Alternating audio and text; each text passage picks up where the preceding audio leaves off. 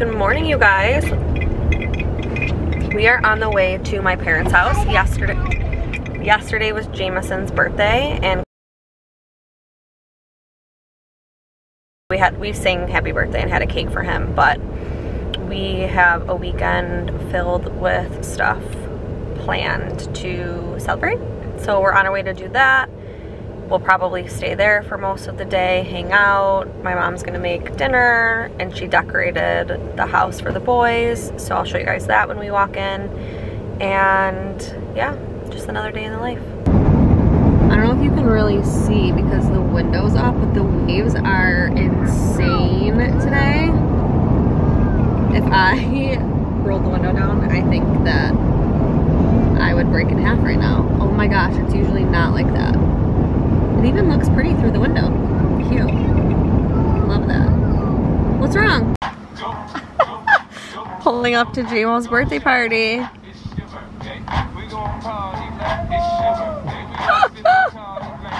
I'm dying. Happy birthday! Oh my god. Come on, Mannix.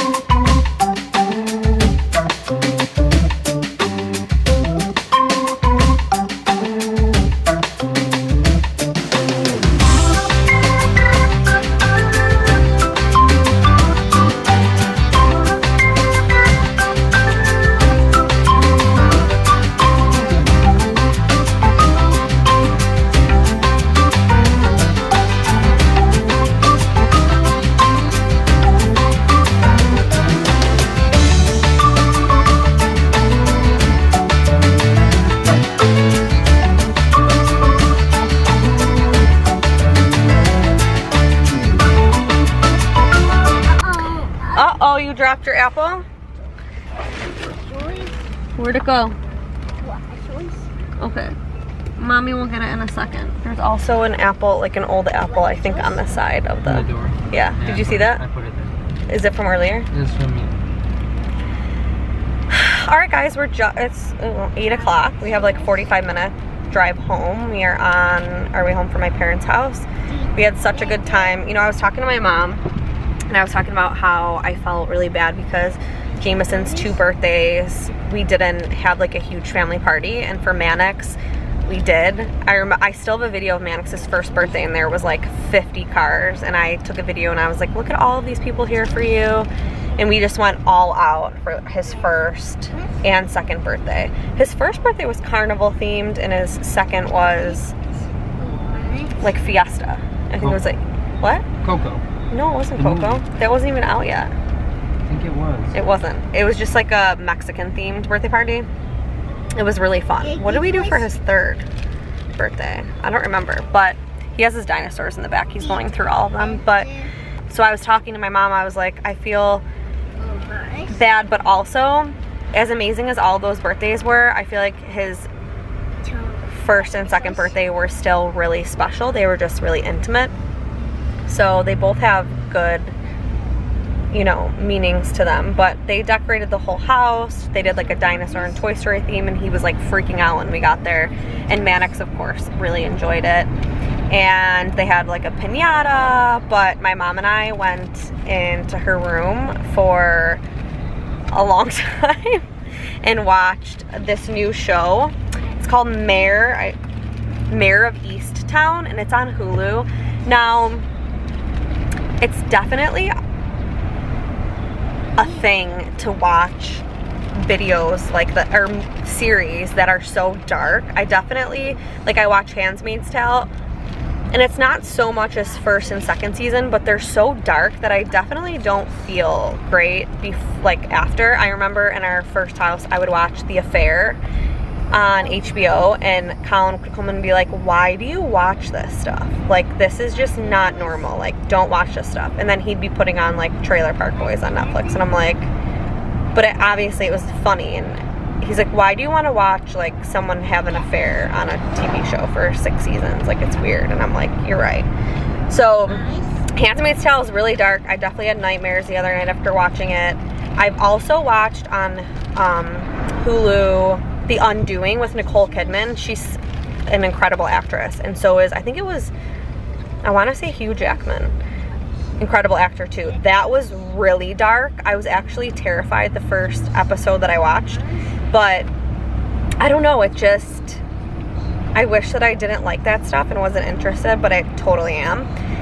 And this is such a good show. Mayor, M-A-R-E, that's her name, Mayor of Easttown, and it's really good. So I watched 4 episodes. I'm on the 5th episode. There's only 5 out. I think it comes out, my mom said, every Sunday. But first of all, I love to binge because I never get to watch TV, or I never make time to watch TV. But so good. Like, so good in every way. And it's so hard nowadays to find a good season. So we did that. My sister is actually going to be having her baby any day now. So it was nice to spend some time with my mom because she's flying out to Cleveland tomorrow to spend the next month or so with them. So we got to bond a little bit, and the kids hung out with my dad and Colin. And it was just a really nice day. And now we're driving home. We'll probably be home about 9 o'clock. Hit the sack, and then we'll see what we have going on for tomorrow. So I will see you guys tomorrow.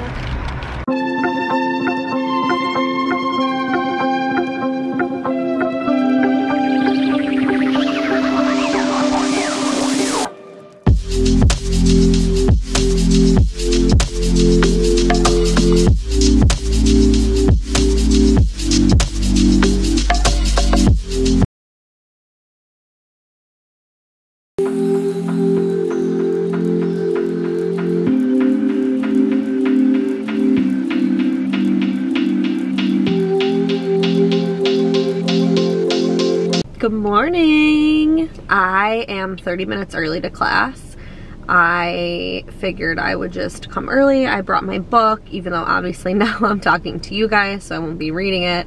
I brought my coffee, and I figured there's nothing better. I feel like, I always want to say as a mom, but I think I liked sitting in my car before I was a mom too, but it's just peace and quiet. You can play what you want to play. You can go on your phone. Like, you just can do whatever you want in your car, and nobody can bother you. Hopefully nobody bothers me, just chilling in a parking garage. So I wanted to kind of chat a little bit more about like my background and who I am. I feel so lucky to, you know, I was thinking on my drive here to class, number one, I'm trying a different instructor, which I think is really important to give somebody else a chance. I know at Vibe, people would get so nervous trying somebody else because you're just so used to what you're used to. And I know the transition for everybody was really difficult when we did close because you're just used to what you're used to. And if you don't know any better, then it's hard to give something else a chance, because nothing is as great as what you're used to. A year ago, so it was Jameson's birthday on the 20th. He was born at I was 28 weeks. I was having back labor. Well, I was having back pain. So I have slip discs, my L4 and my L5 in my back. I slipped them 100% from wearing high heels. My family owns a pizzeria, so I always worked on my feet at a pizzeria for 12 hours a day nonstop, which is whatever, fine, you're young, you can do it. But I want to make sure this is focusing. Maybe I need to move up a little bit. So I was just always used to being on my feet, and then I had my bridal shower and I wore heels the entire like 8 hours, and the next day I got up, went to go tie my shoes to go to work, and threw my back out. The fire department literally had to come and get me. It was so painful.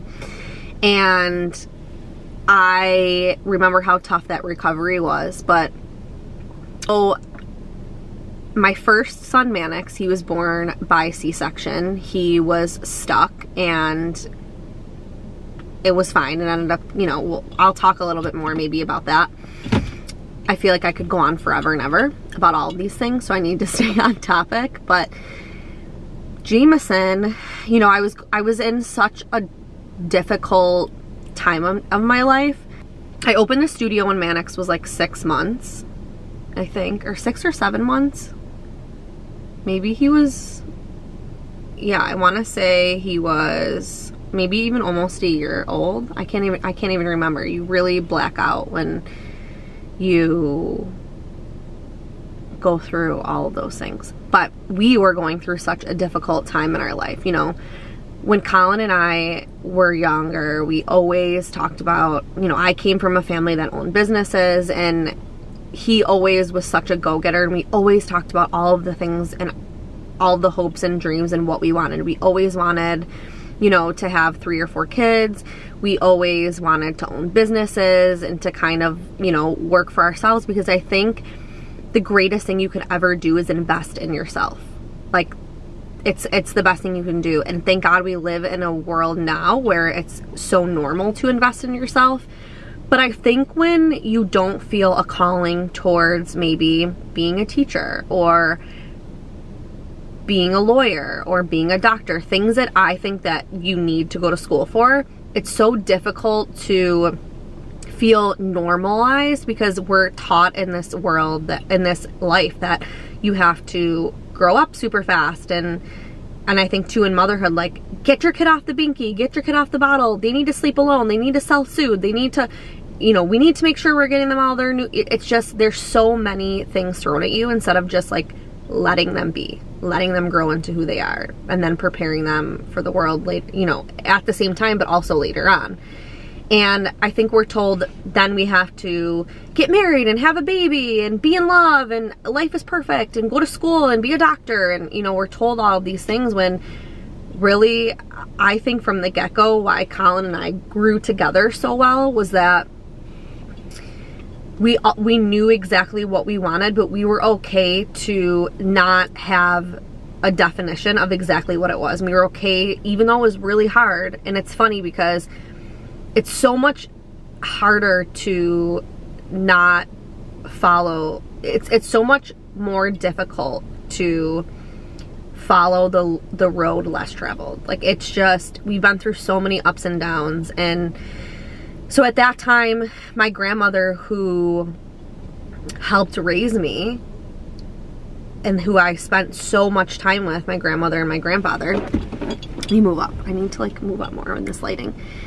Who helped raise me was, and I lost my grandfather when I was, oh my God, I don't even know how old I was. I should like figure out how old I was, but it was in 2003.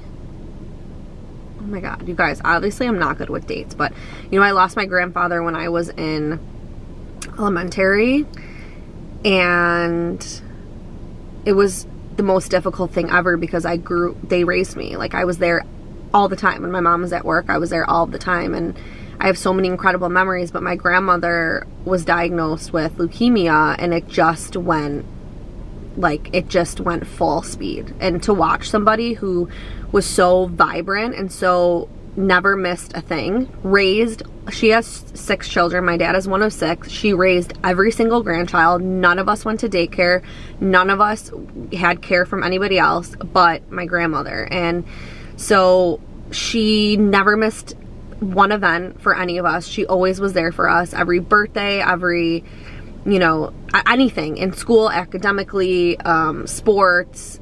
She called you all the time. Like, she just was the greatest person in the world.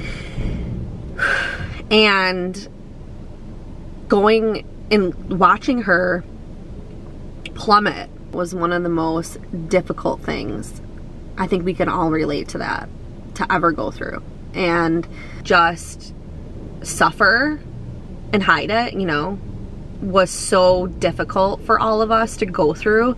And then I had just found out I was pregnant in November with Jameson, and she was already had been sick and, you know, going through chemotherapy and all of these things, but it just got really bad really fast. And at that point they were like, there's nothing that we can do for you, do for you anymore.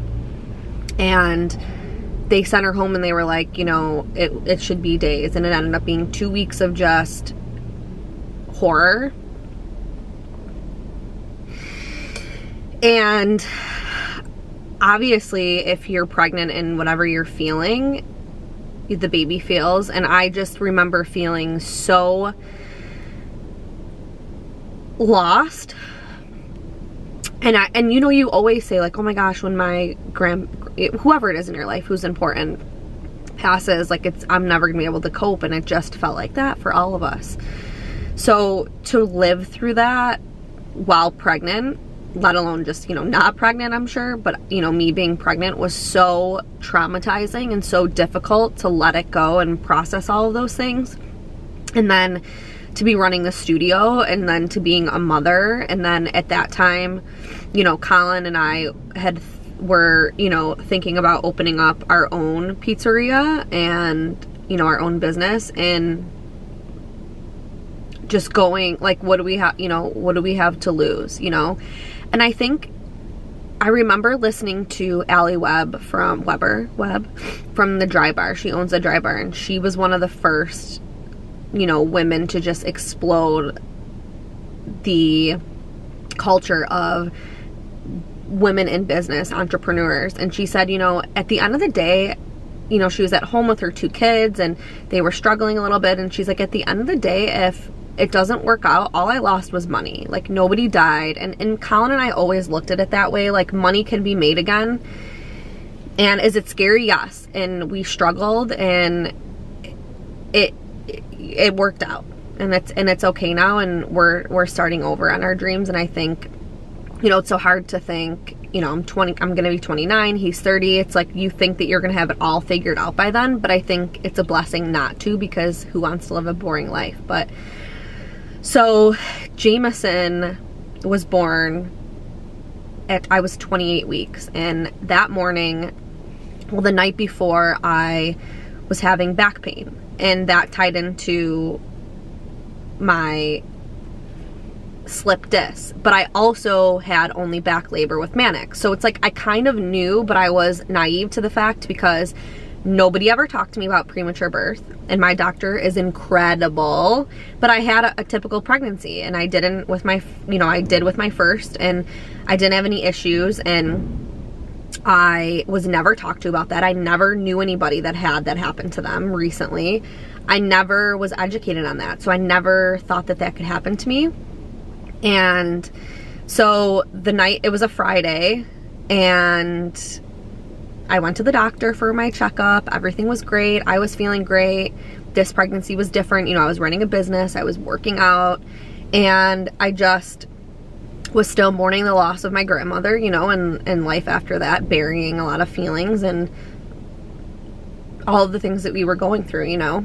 Saturday night, or Saturday morning, I woke up with, you know, my back pain. And I'm like, oh my gosh, I must be overworking myself, because with my issues, I could only teach like 3 classes, and I'm like, I knew my limit. My body would tell me like, you need to take a step back, and I never would push it, because the times that I did push it, I learned, because I would hurt myself and then I would be out for weeks, and it just wasn't worth it to me. So I knew my limit, and I knew I couldn't push it.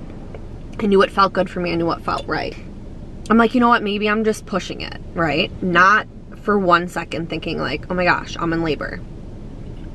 And Colin and my dad had plans to go to an MMA fight in Rochester, which was like an hour away. So my mom came over, we got takeout, I laid on the couch, I laid on a hot pack. Actually, let me rewind. That morning, I went in and I was telling one of the instructors, I was like, can you please teach my cycling class, because my back is killing me and I'm not even gonna be able to make it through. And she was teaching another class that had people, and it ended up just not working out. So I was like, okay, I'll just go teach the class. So I taught the class, okay?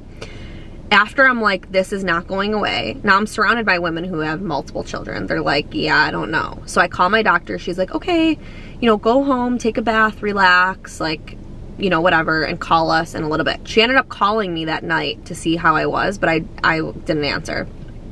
Took a bath, relaxed. My mom came over, hung out with Mannix. I'm like, Colin, go, because it's the last thing on my mind. Have fun, whatever. Him and my dad go.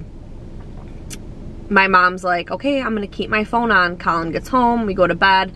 This whole entire time, I'm literally having contractions, thinking it's back pain. And by 2 a.m., I'm like, I can't do it anymore. I mean, I was holding, that's when you know, it's just like, I was breathing through them. I was like, oh, this is bad, this is bad. But then I was like holding on to the railing that we had on our stairs. And I'm like, I can't do this. Colin's passed out on the couch. Mannix is sleeping. I called my mom, because I always felt like I didn't want my mom to stay at home, because I wanted, first of all, I didn't think it was anything. And my mom was like my go-to for any hospital visit, because I didn't think it was going to be anything, and I didn't want me to be exhausted and Colin to be exhausted. So my mom, we lived literally 2 streets over, like I said I was going to my entire life. And I get to my mom's, or my mom gets to my house. We're going, you know, we go, which I had been to the doctor a month before I had blood in my urine, and I had an infection, but it was fine, no big deal, whatever. So we get to the hospital, and they're like, you know, there's nothing we can do for back pain. And I'm like, I know, but this is just getting really bad, and I just want to know if I have to live with it for the next 2, I think at that point, how long did I have left? I had him in May 20th, and I was due August. What was my original due date? I don't even know. Early August. I think it was August 8th. Yeah, because it was 8/8. Yeah, it was 8/8, because I was born on 7/7. My dad was born on 4/4. My brother was born on 2/2, and my mom wasn't. And so I thought it was crazy that his due date was 8/8. So they're like, you know, there's nothing we can do. They're kind of like brushing it off, and I'm like, listen, I just need somebody to tell me that I'm gonna have to live with this, and then I'm gonna have to figure this out, because I'm in so much pain. So they're like, whatever. The doctor does her whole investigation. She checks me, everything looks great. She does a sonogram, she does my blood like everything's perfect, right? And I'm like, oh my gosh, I'm having another one, you know, whatever. My back, it's killing me. The last thing, the final step was to check me internally, whatever that's called. And she's like, I will never forget this. My mom's sitting there on her phone, like playing whatever.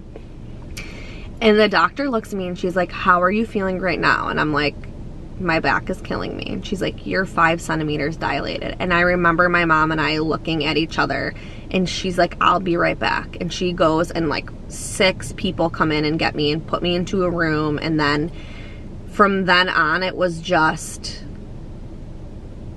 numbing. Like, it just was like, okay, well, you're having this baby. My mom's trying to get a hold of Colin. He's not answering. My mom's trying to get a hold of my dad. He's not answering.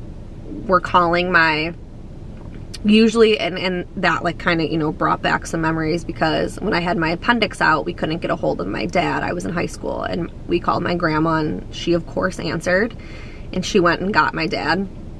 But we called my Aunt Lynn, and I think my Aunt Lynn went and got my dad and was like banging on the door, and then she went over there to get Colin. It just was like, I don't even know, but then all these doctors are coming in, and you know, Colin gets there and he's like throwing up in the bathroom, and then we're calling his parents, and you know, his mom gets there, and I'm like, you need to go like rock your son, because I was so worried.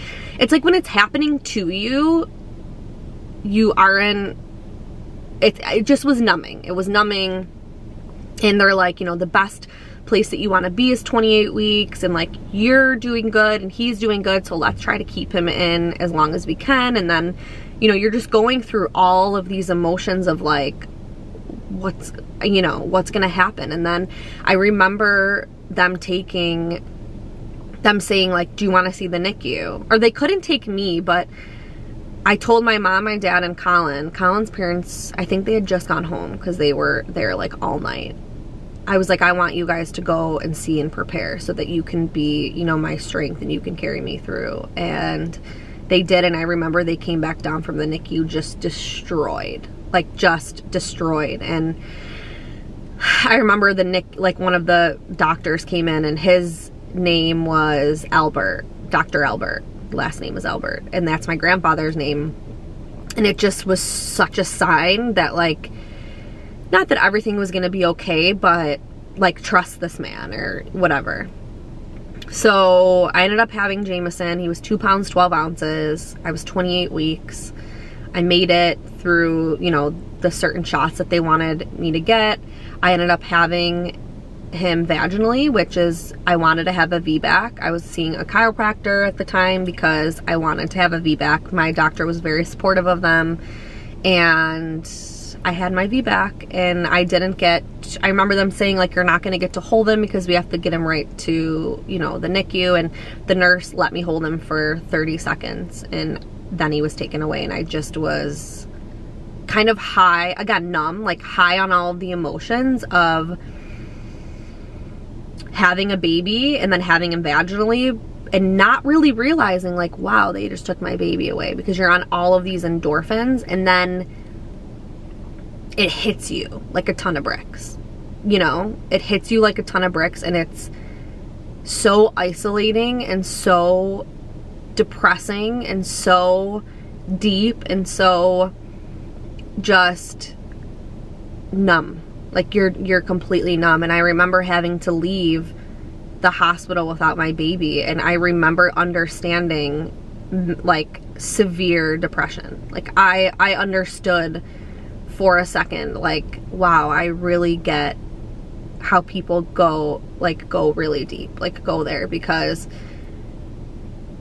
leaving my baby at a hospital, like, and then going home to my other one who has no idea what's going on, and trying to normalize it, and thinking like, we have a long road ahead.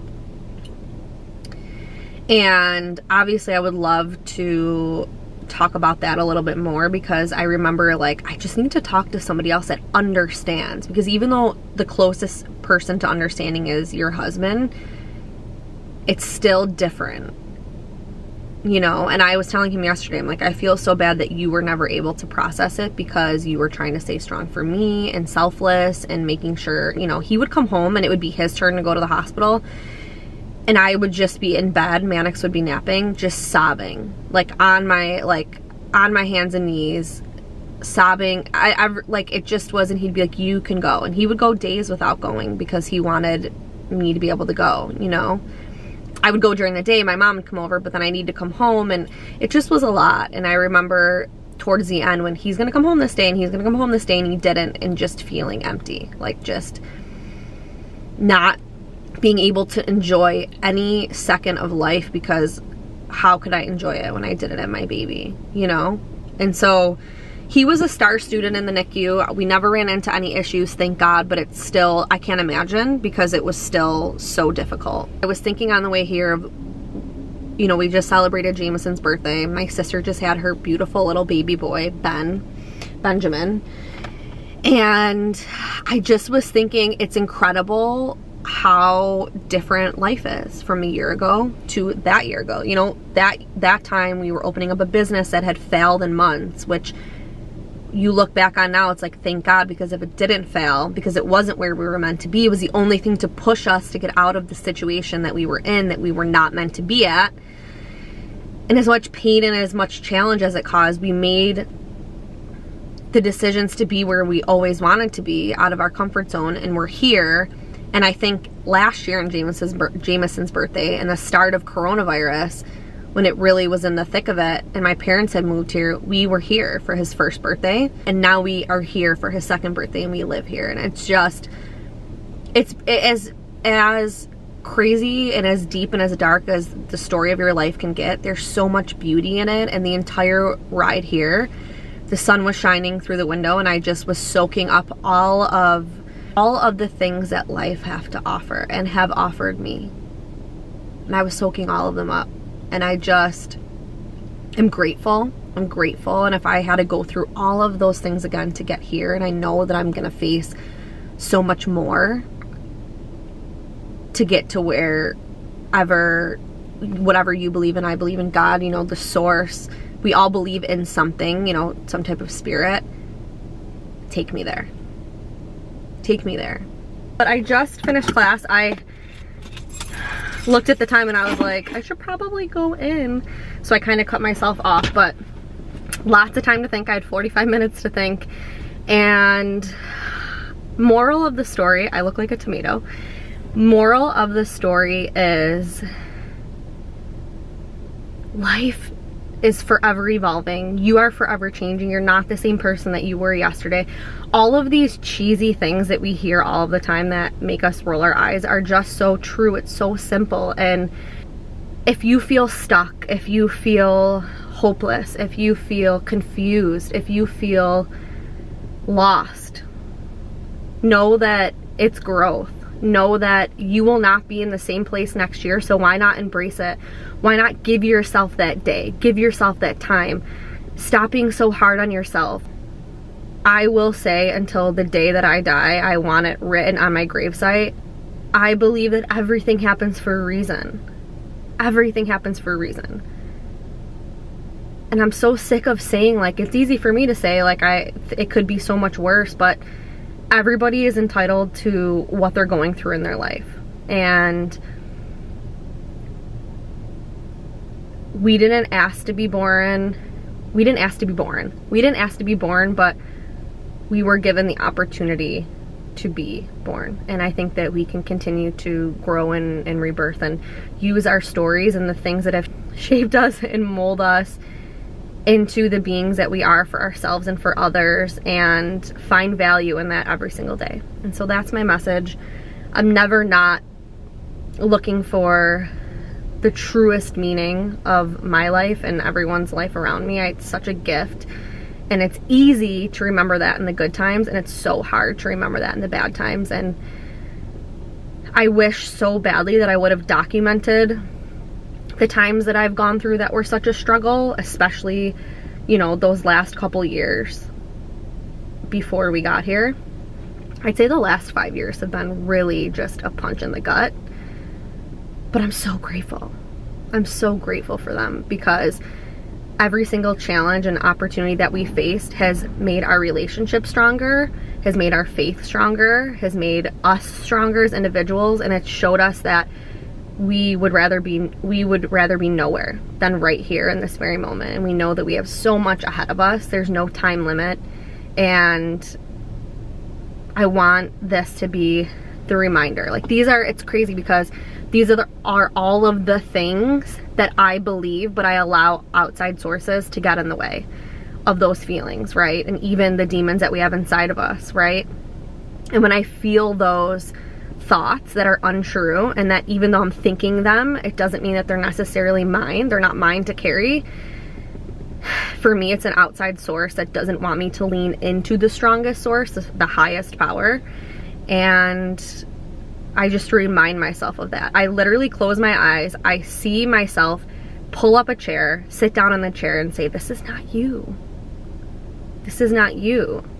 And you can choose. You can carry it, you can take it as yours, or you can leave it as just that. It's a thought, it's not mine. It's okay that that thought feels that way, but it doesn't define me and who I am. And so that's it. I definitely want to do some sit downs to kind of tell you guys about, you know, my birth stories, so you don't, you know, you feel less alone, or maybe if you want to have kids in the children in the future, it can help you kind of understand, you know, a little bit more of what your, you know, other stories. I think sharing our stories as women just empower us and motivate us and remind us of what a gift it is to give life, to struggle. And I definitely want to talk about the studio and tell you guys about that and just all of the things. So I am gonna head home. Colin is going to work out at 9:30, so I gotta get my butt moving. But incredible class, 10 out of 10. I always take Frank or Danny. Like I said, Candace is really great, but you just like know you're gonna get greatness, and so it's scary to jump out, but I can only make this class time, and I'm so glad that I did. She reminded me so much of myself, and it was incredible, and I feel amazing. So I am gonna head out, and I will catch up with you guys soon. Old coffee, as long as it's got ice in it, baby.